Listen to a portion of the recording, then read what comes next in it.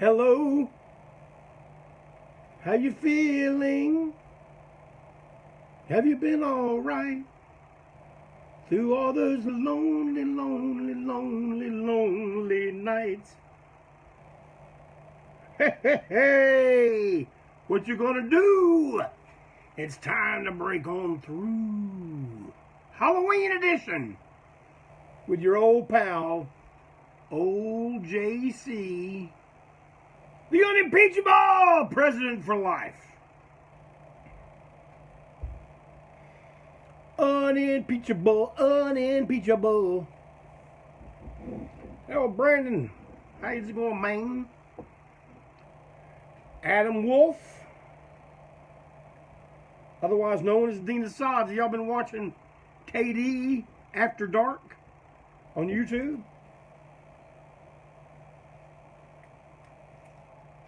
Woo!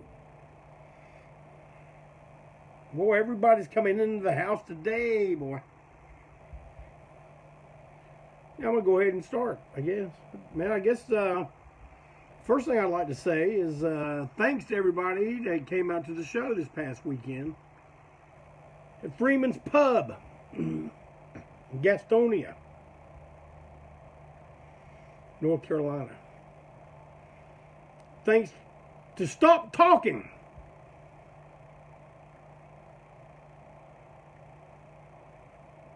The Queen City Rejects for playing the show with us. It was a fun time. I guess it would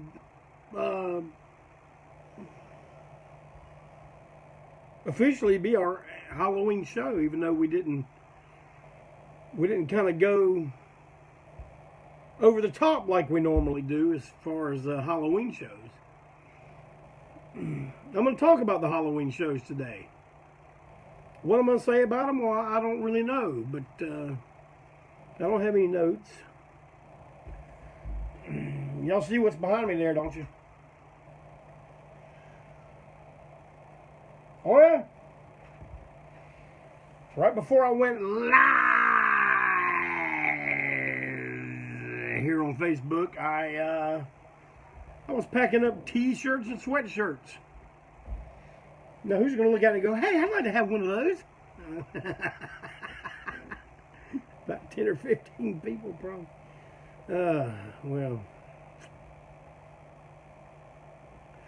Brad Mullins, yours was the first one I packed up. It's going out tomorrow. Can you dig it?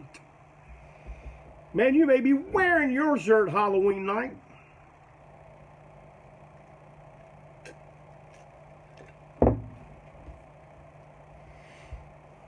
Yep, it's Halloween 2021. Man, I made a declaration to my wife yesterday. And this is going to shock some of you, I imagine. I don't know. But, man,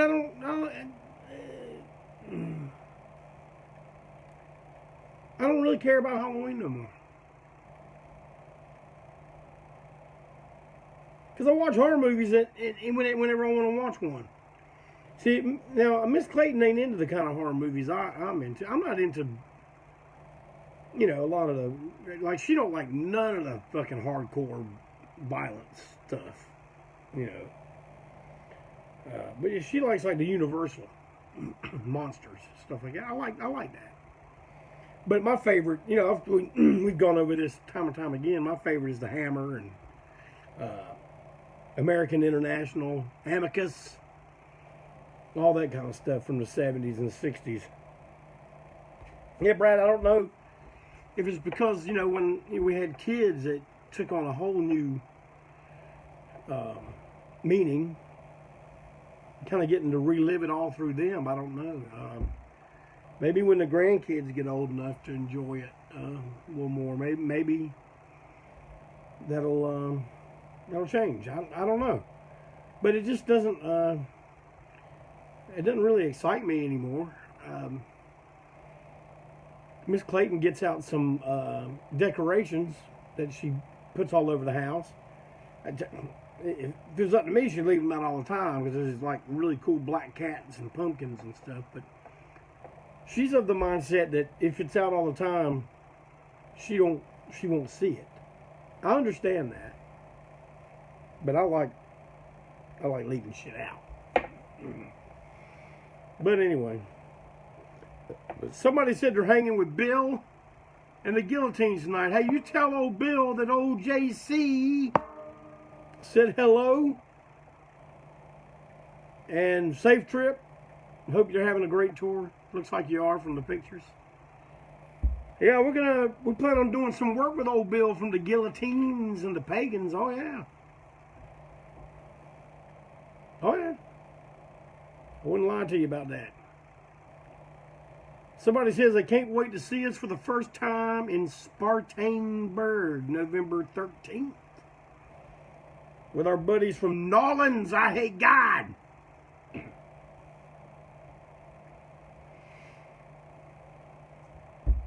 Yeah, the show we just did, though, I mean, you know, we whipped out some of the more Halloween-themed songs. We played a little encore of, I don't know, what was it? Two-Headed Dog, The Witch by the Sonics, and Haunted House. The Punchers seem to enjoy that one. We played others throughout the set, like Walking Dead and Walking Dead.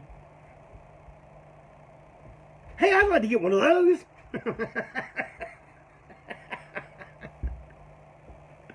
I love it.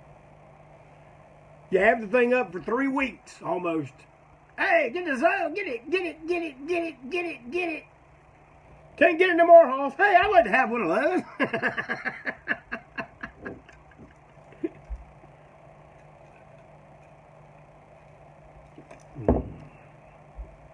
All right.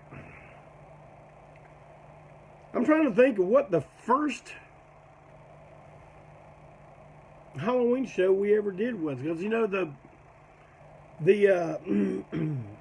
what became some of the staples of the Halloween show, such as me coming out with a pumpkin on my head.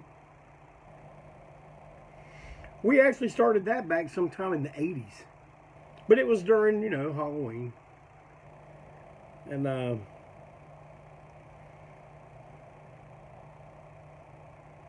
you know, eventually it just like it got bigger and bigger and bigger till it got to like some of the shows we did at Jeremiah's back in the 90s, where we'd incorporate the barbed wire show and the Halloween show all at one time. You know, the barbed wire show is where we strung barbed wire in the whole entire front of the stage, and it was electrically charged. It had explosions on it. Well, you know who got caught in that. But and then you know, at times we do it real laid back. It's like it's unpredictable. I think the Three Jeffs Halloween, that was a good. I'm going to talk about that gimmick here in a little bit. That was a lot of fun. But man, I think one of the best Halloween shows we have under our belt is the one we did in Halloween 2020 live, Halloween in Quarantine. Boy, that was a hell of a set list there now, son. And our special guest Eddie Ford playing theremin with us. Yeah, that was and that's going to be on LP soon. LP. Now, see, just because you said you got the barbed wire show from the night, but see, barbed wire shows were not reserved simply for Halloween shows. Matter of fact, there's only a couple times where they merged. But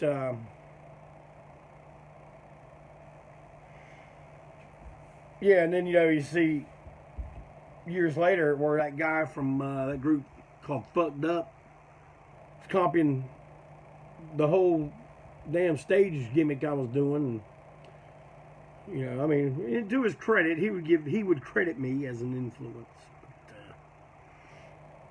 But those little hardcore kids were just like, oh, he's so inventive, so innovative. What are you gonna do? But man, it's like sometimes that the shows were really big productions, and someone just mentioned 3 Jeffs gimmick. We only did that one time, and it went off great. My pals Jeff Williams and Greg from the that owns Pinky's. They put on brown wigs, flannel shirts, and see, I had a bunch of different armbands I used to wear back then, so I gave each of them a set of my armbands. So, you know, and I used to wear the rebel flag mask that would just be like right here with the eyes cut out, and I think one of them was wearing that, or one was wearing the pumpkin, until like, so the first Jeff comes out. I'm hiding with a microphone. Cosmic Commander leads Jeff number 1 out, which I don't remember if it was Greg or Jeff Williams, but first one comes out, you know, and I think we're doing Walking Dead. I think we opened with Walking Dead. The video is on YouTube. It's long and drawn out. Not as fun on video as it was live, but so Jeff number 2 comes up behind Jeff number 1, and Cosmo's looking like, oh, what's going on here? You know, and when Jeff number 2 whacks Jeff number 1 in the head, and then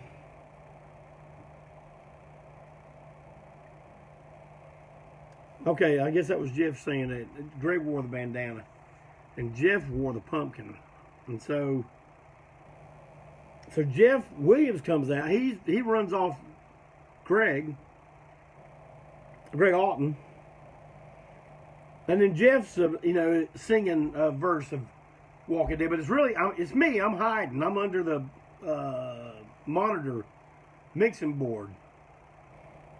And then it comes time where there's a break in the song, and Jeff Williams is there with the pumpkin on his head, you know, with the wig coming out from underneath, and so I bust the pumpkin. Like I think I hit him with a chair or something. I'm not sure, but then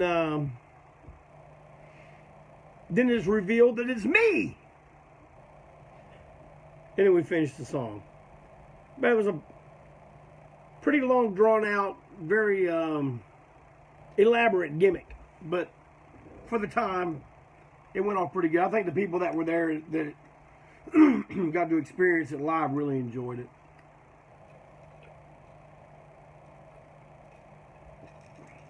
If they didn't, they can write to me and get their money back.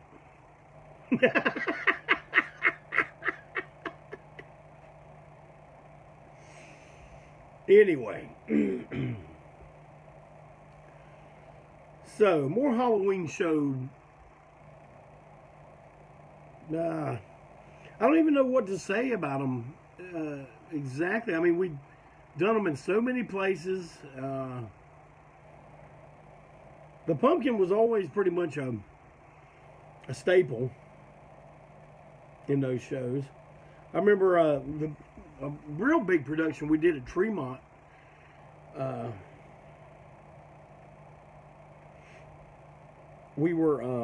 was bringing the pumpkin to the club, and while I was going there, the pumpkin tipped over in my car, and the face broke out of it. So yeah, you know, I am livid. But I had a t-shirt I was going to change it to, one of those that had the Ed Gein fan club thing. I just cut the front of the shirt out, pinned it to the back of the, well, it was the face of the jack-o'-lantern. I turned it around and cut a new face, like moments before we even went on, and put it on with this rickety-ass pumpkin now. Yeah, Jeff says that was Halloween 1997. Jeff was also involved in that. He was the bearded nun. See, we always used to have some kind of weird gimmick going on. Jeff Williams used to be the bearded nun that would pass out ANTiSEEN pamphlets to the audience, and we'd end up getting in a big fight, and it was fun. That 1997 show made its way to VHS, and I'm pretty sure it made its way to DVD. Maybe that 3-version set of One Live Son of a Bitch has that show on it, on one of the on the DVD. Maybe. What do I know? I don't know. I don't watch ANTiSEEN stuff all the time. But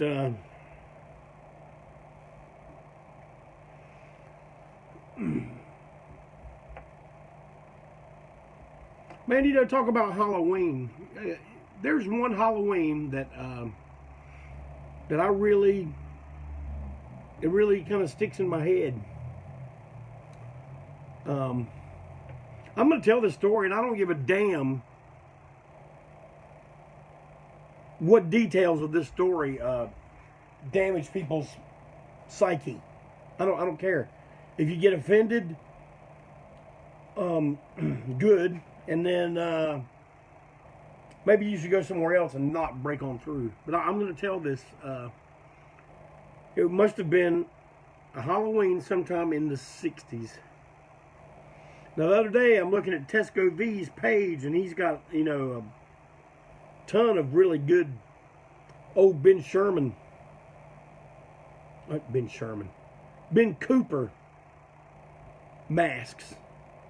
Ben Sherman. Where did that fucking come from? But, and he had one that had a lot of really special meaning to me. It was probably the first costume that I ever like picked out for myself. Like, hey, I want to be this. And man, it was the mask of Scarecrow of Romney Marsh. Had the suit and everything, you know, the little fire retardant suit, or maybe they were fire, I don't know, maybe not in the 60s. But but Tesco had one of those masks on there, and I asked him, hey, is this the stuff you take to shows to sell, or is this your personal collection? Because, man, I want that Scarecrow mask again. I saw one on eBay a few years back, costume and everything. It was, people were asking like $500 for it, but I don't want it that bad. But anyway, okay. So I'm supposed to go trick or treating, and you know, this is the '60s, probably '67, '68, and we always lived in trailer parks because we moved so much because Dad was in the Air Force. And when we were in outside of Baltimore, Maryland, and Severn, Maryland, Dad was stationed at Fort Meade. But he never liked to live on base, so we always lived off base in one of the local trailer parks that a lot of service guys lived in. The cool thing about living in a trailer park, though, is there was your rows of trailers. And at Halloween, that equaled a hell of a lot of fucking doors to go knock on, which meant a shite load of candy. I mean, we're talking about 200 trailers, you know. Maybe some people wouldn't participate, but a damn good percentage of them did, which was really cool. So, man, I'm looking forward. I'm going to be the Scarecrow. You know, I think it was going to be the first year. I don't know if Mom was going to still go with me or what, but maybe. I remember being real special, but I was in kindergarten or first grade. But I may have told this story before. One night, I may have told you this before. But that day at school, we were supposed to go to a farm. So, man, it's like, what? How could this day be any better?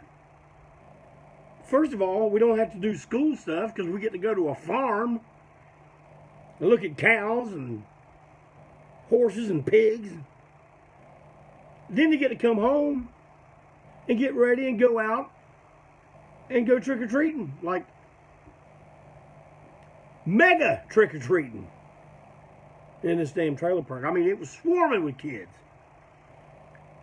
And I'm going to be the scarecrow. I'll be the baddest mofo in the trailer park. Man, that night, I remember I was going to bed.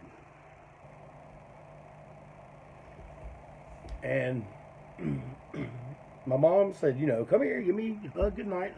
And I go to hug her, and I felt something in my ears just go like, boom.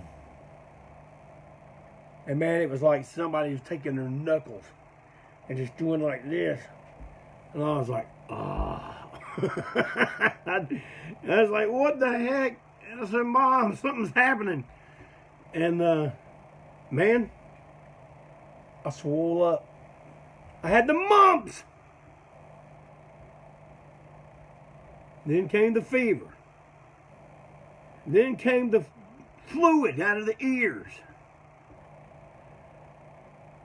So not only is it, oh, no, you ain't going to school tomorrow, not with mumps. And you ain't going to the farm there, Hoss. No farm for you there, cowboy. Also, no trick-or-treating. But I'm the scarecrow. Scarecrow's got the mumps there, Hoss. You ain't going trick-or-treating. Worst Halloween ever.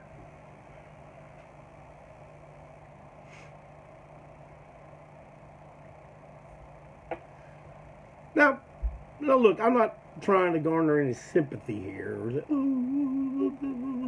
but you guys know, just from most of you that really have followed the band for a long time, you know the off and on, hot and cold relationship that I had with my old man. You know, even as a kid, I mean, he just like, I don't think he was ready to be a dad, and I don't know. I really can't. I guess I can't fault him for that. I mean, but I don't know. It just seemed like it's few and far between. Remembering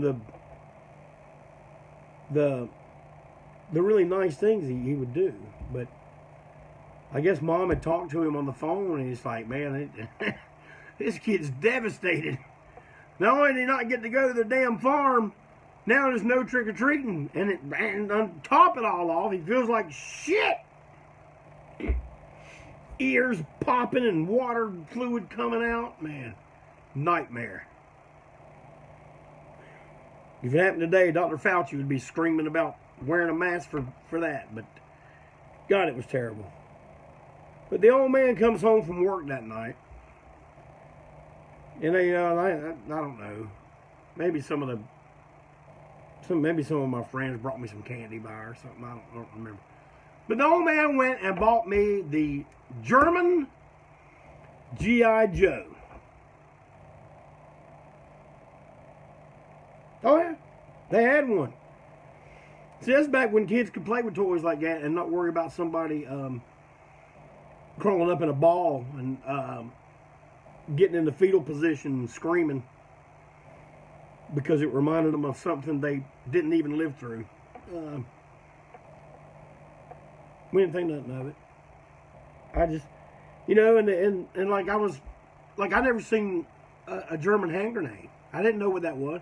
Old man goes, oh yeah, man, there's hand grenades. They pull that thing, throw that. He said they got that long handle so they could throw them and throw them pretty far. And you know, it's like we were really kind of bonding over this because you know there's so much I wanted to know about it that he was able to tell me, and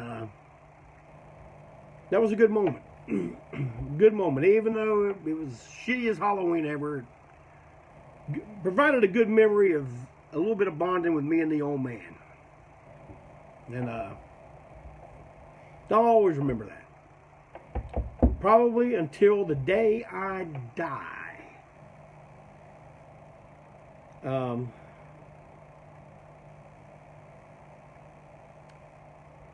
So let me think of some more Halloween stuff. But like I told you, man, like we moved around so much, and we were always we moved in a trailer because we didn't stay one place long enough, you know, to rent a house or to buy a house. Buying a house is out of the question. We didn't live in a house until 1974. That's when we stopped moving, and Mom and Dad built a house in New London, North Carolina. It's the very house that Southern Hostility was recorded in the basement. The house still stands there today, but different people live in it. They don't know what a classic LP was recorded in that house. Maybe one day I'll go by there and tell them. I get Miss Clayton to go by and tell them. I come knocking at the door. They're going to show me their firearms and stuff. And I don't really want to see them. Miss Clayton goes, I think it's all. It's just nice, beautiful lady lost or selling some kind of perfume or hand lotion or something. They'll answer the door for her. Maybe let her tell them. If they even give a shit. Yeah, their house does need a plaque.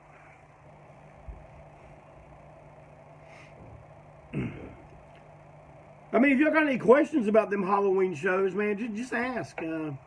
I'll try to get the old memory box warmed up and see if I can't spew something out for you. But, no, I'm really kind of disappointed that Halloween just doesn't mean much anymore. I mean, man, we live in a neighborhood now, a big neighborhood. For those of you that have either been to Charlotte or know the Charlotte area, we live in the South Park area. There's a shit ton of houses here. And, man, we have never had trick-or-treater number 1. Now, the first year we moved in here, I had torches all along the driveway, pumpkins everywhere. Nobody. Then we found out you had to be on some kind of safe list. And so I was like, oh, good gosh. Part of the fun of Halloween was the dangerous aspect of it. Man, when we moved down to Mississippi, in Biloxi, when Dad was stationed down there at Keesler Air Force Base, and see, I was older than I was when we were outside of Baltimore. And that's when, you know, me and my friends could go without any adult supervision, man. Now, there was some fun had down there now. Oh!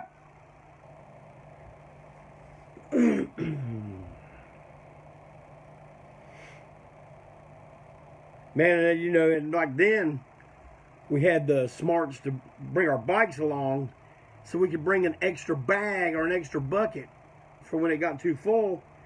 Put one over your handlebars, get the other one, start using it. Oh, yeah. There was ways around it. Let me see. Somebody just asked a good question, I think. I'm going to try to go back and see.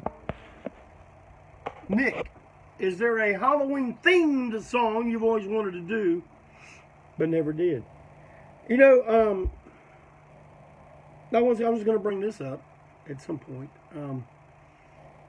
There was a very, very short-lived lineup of the band, which consisted of myself, Joe Young, Brad Teeter, and a guy named Keith Cook. Now, this was right after Bill Cates exited. Keith stepped in for a little bit, maybe 2 or 3 shows. But he knew enough to teach Joe how to do this thing. We played the Halloween theme before we came out on stage. You know, like Keith would play on the bass, you know, the little bing, and then Joe would do the boom, boom, boom, and it sounded really good. I can't believe we pulled it off. But that's not answering your question. Is there any type of Halloween theme song? Man, getting to do Haunted House and it become part of our thing, you know. People associate that song with us, even though we did not write it. I don't think we even did the definitive version of it, but it has been linked with us.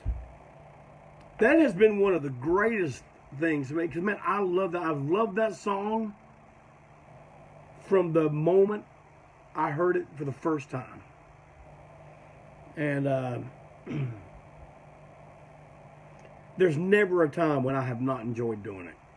Never, ever. We just did it last Friday night. And I enjoyed it doing it last Friday night, just like I did the first time we got it figured out, ready to learn and record it. So, but is there one that we have not done? Man, I kind of always wanted to do Hands of Jack the Ripper by Screaming Lord Sutch.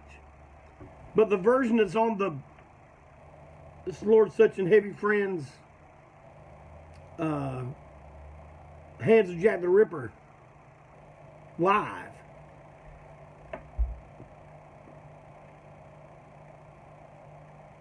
But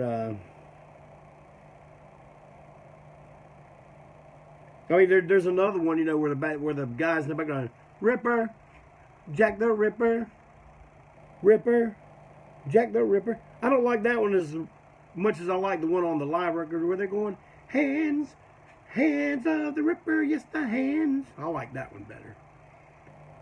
You know, he says something with his hands outstretched, say, looking for Mary Klein. Love it! I'm amazed at the amount of people that have written me private message me, text or whatever, and took mine and Mr. Tent's advice and looked up Trout Mask Replica. And some have really enjoyed it. And I knew some of you would. I know some of you are like, these motherfuckers are crazy. But I'm going to listen to this. I know that, but also, man, take my word for it. If you have not listened to any Screaming Lord Sutch, do so. I heard Mad Brother Ward describe the first Screaming Lord Sutch album as the greatest Led Zeppelin album that Led Zeppelin didn't make. John Bonham's on it, Jimmy Page is on it, John Paul Jones is on it, Richie Blackmore, Noel Redding. It's a who's who of British musicians. And, you know, Screaming Lord Sutch was a DJ then, so he had all this pull and all these connections. And they always talk about what a horrible singer he was. All the articles and stuff that would talk about it. But, man, I thought he sounded really good. You know, he played that London rock and roll show back in the 70s. But they had all the old guys. MC5 was on that too, I think. But Screaming Lord Sutch is on the movie. And I don't know, man. He looked like... Remember I described our early shows as looking like a Sanford & Son Alice Cooper? Well, I think that's what Lord Sutch was going for too. But fantastic. But mark my words, man, he's got a lot of horror themed stuff, and that's more of the stuff he did with the group called Lord Such and the Savages, like Big Black and Hairy, Murder in the Graveyard, the Jack the Ripper. Whew. The Jack the Ripper theme pops up a lot in Lord Suchdom. Oh boy, I'm missing a lot of things people are saying here. Oh boy. Well, it wasn't moving, so I moved it. So if you got any questions yet, I got about 10 more minutes. I'm going to stay on here with you. But do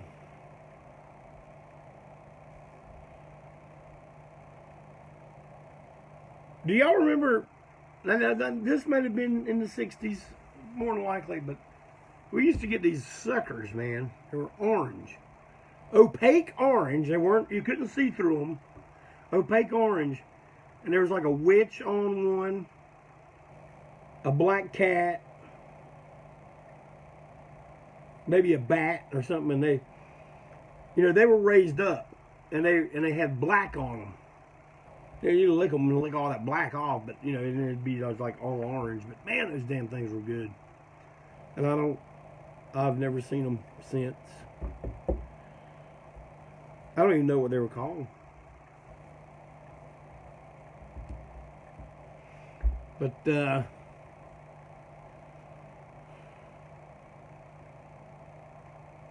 hell, I mean, don't let the fact that I don't think that much about Halloween anymore spoil y'all's Halloween. I hope y'all have a great one, man.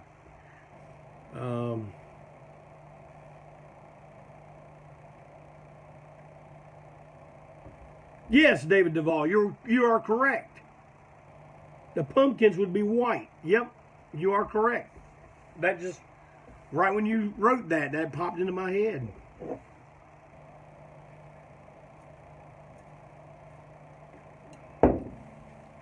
Well, check out my page and check out Janice Blythe's page and listen to the interview she did with our old pal Bloody Mess this past Sunday night.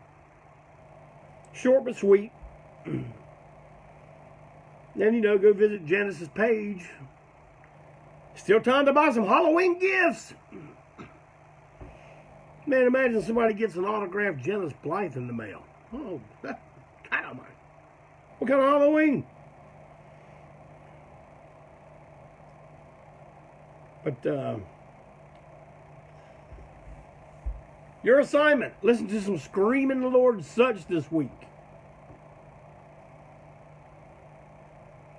And man, I guess I'm going to, if I don't see no more questions pop up, I'm going to go ahead and scoot on out of here and work on packing up some t-shirts and some sweatshirts. It's our inventory week at work, man, and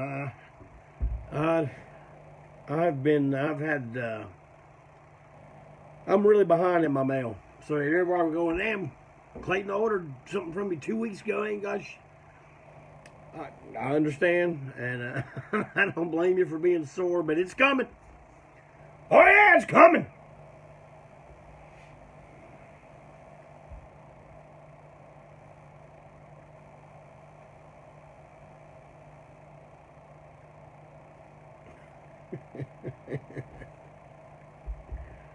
I ain't even gonna tell y'all what I'm laughing at.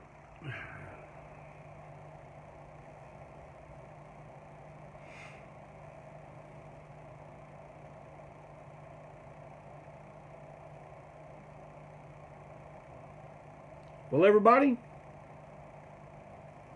whatever you do for Halloween, do it to it, and do it right. Do it all night.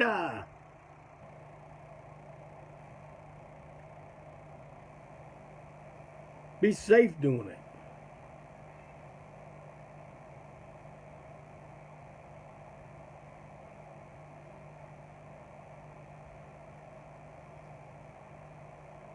Somebody said, come get some. Order a come get some DVD. I try to get it to you before Halloween. I know you're saying, goddamn, Jeff Clayton just said, orders are 2 weeks behind. Yeah. If you have come get some, go ahead and watch it.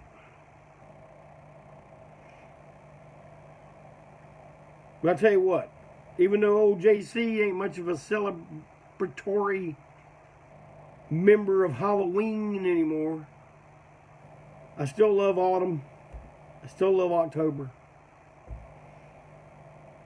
And hell, I don't know. Maybe on Halloween Day the spirit will hit me again. If it does, I'm gonna get Miss Clayton. We're gonna watch Dracula AD 1972. One of the greatest soundtracks ever.